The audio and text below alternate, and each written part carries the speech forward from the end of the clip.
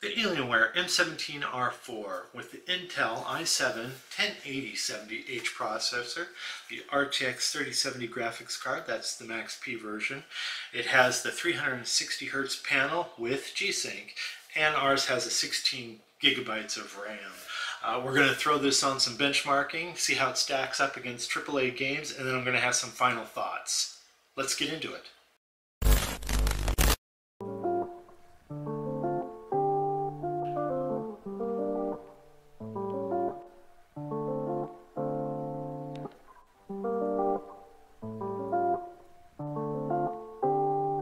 So we talked a little bit about the panel in a previous video. This is 360 Hertz, 1080p with G-Sync.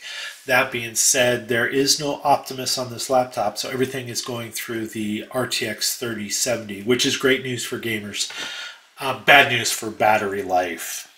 In the Alienware Game Center, you can optimize your settings and tailor them to your what gaming experience you want. Right now, I have the default setting at overclock off, thermal is balanced, audio, I think the default here is Alienware. You can set the audio to all kind of different profiles based on what you're doing, audio, movie, or music, or gaming, role-play shooter, just depends on which game you're playing.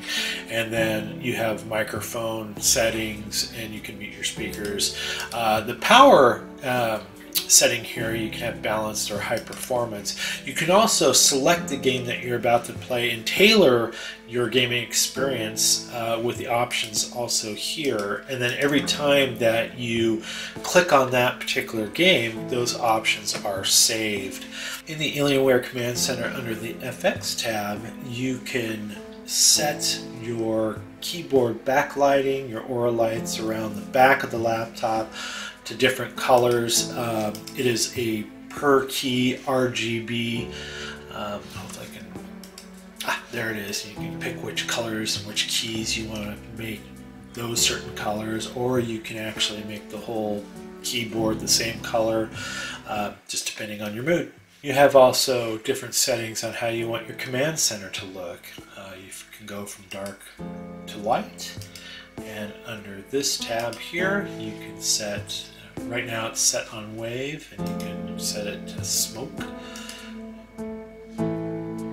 All kinds of different things under the Alienware Command Center that you can do to make your gaming and laptop experience the way you want it to be. Something else to mention, I did not find any backlight bleed on the laptop other than just a little bit down in the lower right hand corner here, but it was barely noticeable. So we're going to do a speaker check here, and we're going to use some royalty-free background music from YouTube. We're going to go up to 50% here.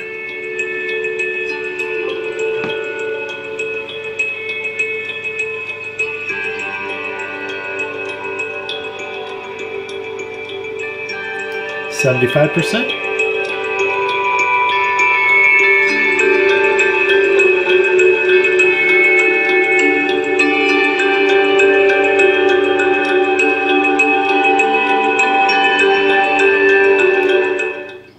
Okay, so based on some other laptops I've already reviewed, I'd say this speaker system is probably the best one I've heard so far.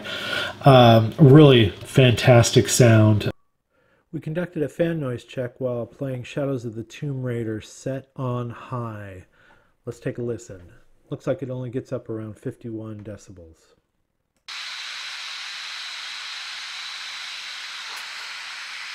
So we did some heat testing on the actual keyboard, and right where the vents are, where the heat is actually being vented out towards the actual monitor, it's getting around 111 to 114 degrees Fahrenheit. And then once you start to move towards the edges here, it's around 83, 84 Fahrenheit. There's some vents there as well, if you can remember. And then down by the palm rest and the mouse, you're looking at around 75 to 80 degrees Fahrenheit, just depending on the position of your hands. We did a color screen test on our 360 Hz panel with our Spider X Pro, and we got 79% of Adobe RGB and 100% of sRGB. So right now I'm utilizing the 720p built-in camera and the built-in microphone for this laptop. It's okay for Zoom calls, conferencing calls. Anything other than that, I would probably use an external camera and microphone. Our benchmarking started with Firestrike on 3D Mark. Our graphics score came out at 28,119. Physics score came out at 20,240, and then the combined score came out at 9,053. Not bad. We also ran Time Spy, and our overall graphics score came out at 10,908, and our CPU score came out at 8,488. Our overall score was 10,460, and compared to results online, the average is 10,487, with the best being 12,246 overall. Not too shabby. So we did some game testing on Star Wars Battlefront 2. This is on ultra settings, and you'll notice the FPS counter up in the upper right hand corner. Let's check it out.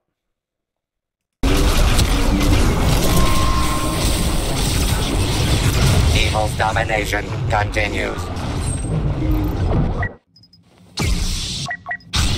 Good is triumphing over ineptitude.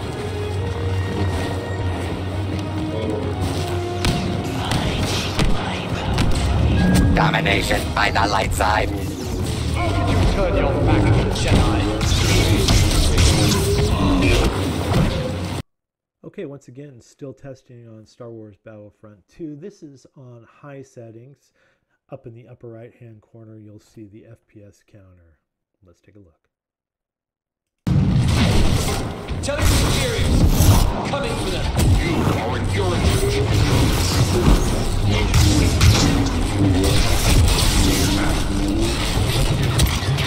Now we need to start too.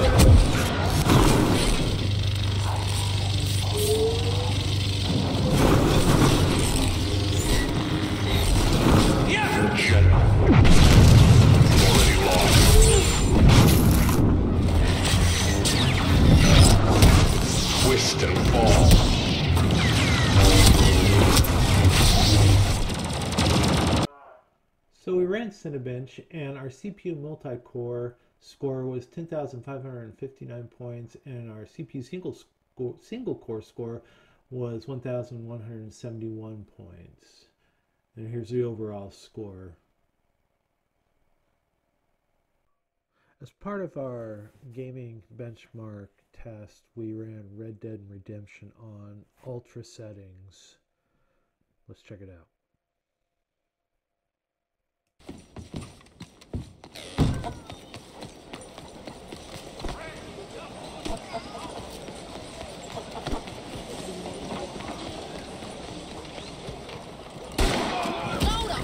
Holy hell! Anyone!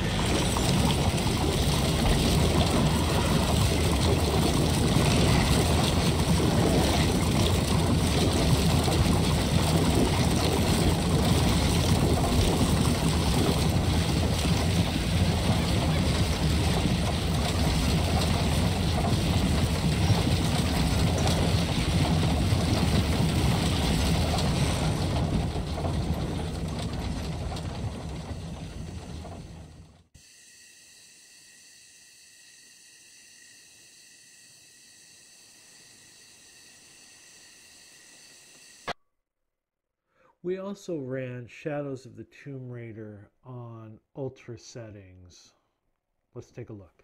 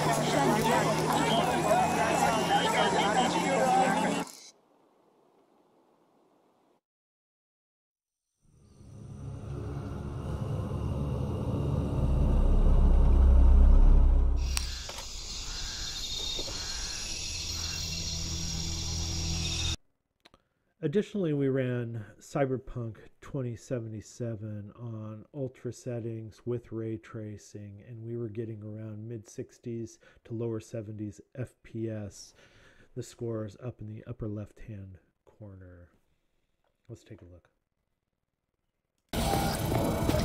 Visitor authorization granted. Are you online? Have a seat, V. Be right with you. We have to handle this voting issue before we lose our bases in the sea of clouds. They're about to begin. What's the situation?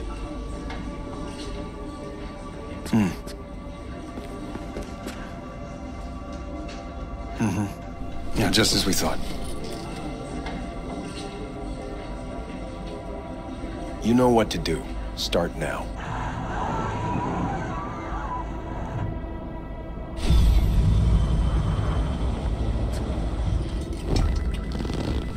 So we created a quick little result spreadsheet here around frames per second, FPS that we received in low, medium, high, and ultra settings during gameplay for 3 of the games that we did test.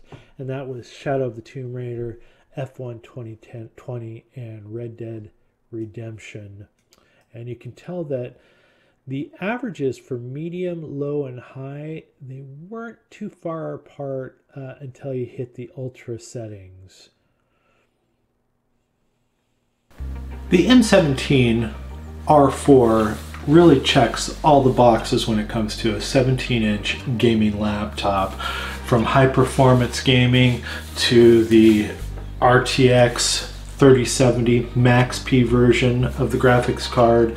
There is a 360 Hz panel with G-Sync 1080p and the beautiful chassis and all the venting and ports, most of them in the back for cable management. I really think you can't go wrong with this. Now, there are a couple cons to this. Upgradable memory is not an option. The memory is soldered to the motherboard. The Wi-Fi card is too. And but there is plenty of options for storage in this laptop. And then there's the price at $2,100, $2,200 at your local Best Buy or out on the Alienware website. Is the price worth the performance? I think so. This is absolutely a fantastic laptop, and I would definitely recommend going out and picking one up. Now, if 17 inches and the heft of this laptop is too much for you, there is a new option that Dell has released, and that is the Alienware M17 Ryzen R5 edition gaming laptop, and that comes with the Ryzen processor.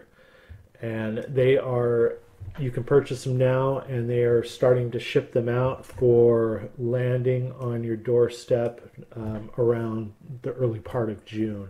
And this is definitely an option to go with, and we will definitely bring in one of these Alienware laptops for review for you as soon as possible. Anyway, if you like this video, please hit the like button. If you want to see more videos by Tech by Pike, please subscribe to this channel. It helps us out. It helps us bring more tech review videos to you, and we truly appreciate it. Thank you so much, and we'll see you in the next one.